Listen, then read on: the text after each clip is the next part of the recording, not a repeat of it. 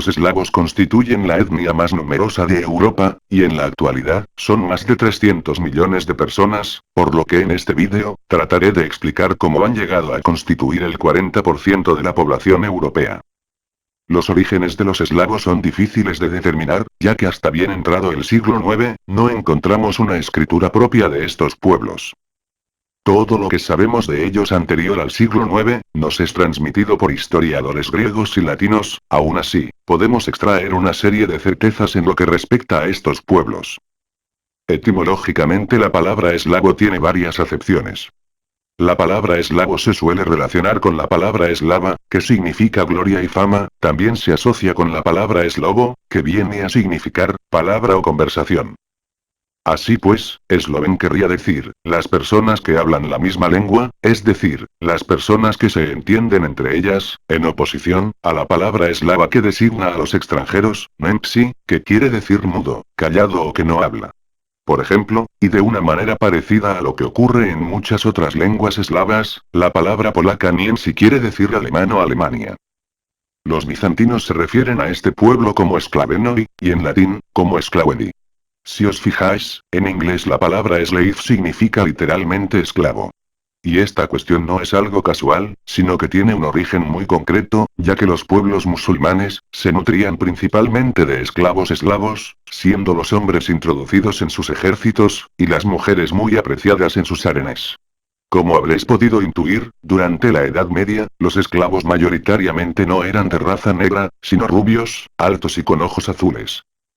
Los protoeslavos o eslavos primigenios principalmente eran un pueblo de origen indoeuropeo y tenían una organización básica en familias medianamente extensas, su desarrollo social no llegó a la fase urbana, por lo que su sistema fue bastante igualitario.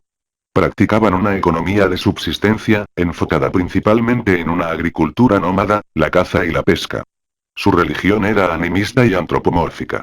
Es decir, los dioses tenían forma humana e inspirada en la naturaleza.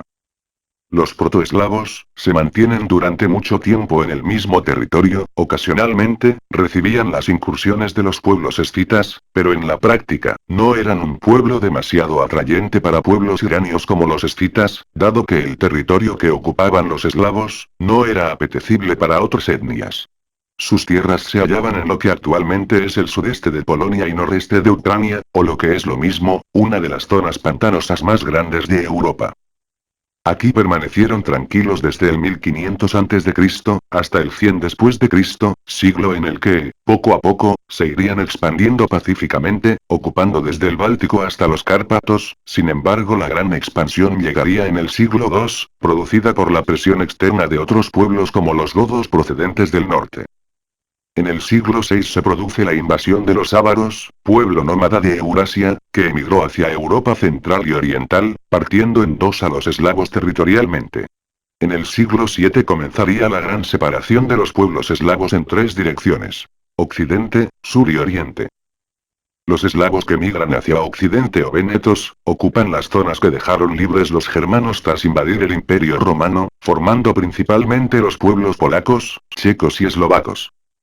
Una vez se toparon nuevamente con los pueblos germánicos, fueron vencidos y sometidos, absorbiendo la cultura germánica e inevitablemente la religión cristiana que ya empezaban a absorber los propios pueblos germanos.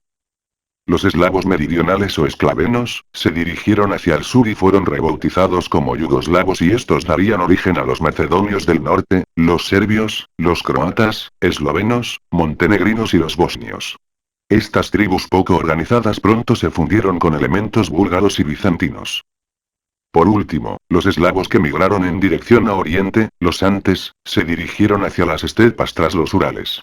En esta zona continuaron llevando una vida primitiva hasta que se fusionaron con tribus finesas y los vikingos, pueblo germano proveniente de Escandinavia, dando origen esta mezcla a rusos, bielorrusos y ucranianos. El primer estado eslavo como tal, fue la Gran Moravia, fundada en el año 623 por el rey Samo, uniendo bajo su reino a los checos, soravos, moravos y carantanios, o lo que es lo mismo, unificando lo que hoy conocemos como República Checa, Eslovaquia, sur de Austria, Lusacia, y Eslovenia. La Gran Moravia se desintegraría totalmente en el año 902, fruto de la derrota que sufrieron los ejércitos moravos por parte de los nómadas magiares. Coincidiendo con en el declive de la Gran Moravia, aquellos eslavos que habían migrado hacia Oriente en el siglo VII, fundaron el segundo estado eslavo de la historia.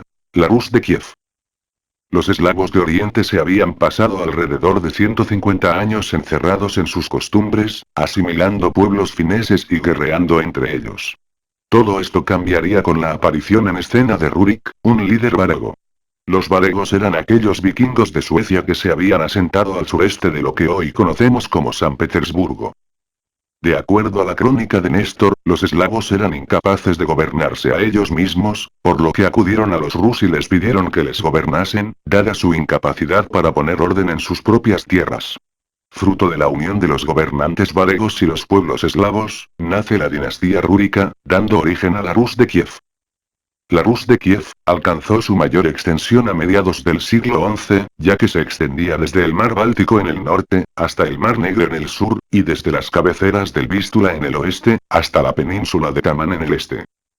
La Rus de Kiev se desintegraría a mediados del siglo XIII, pero su grandeza y poderío económico fue tal, que rusos, bielorrusos y ucranianos en la actualidad, la reivindican como el origen de su legado cultural.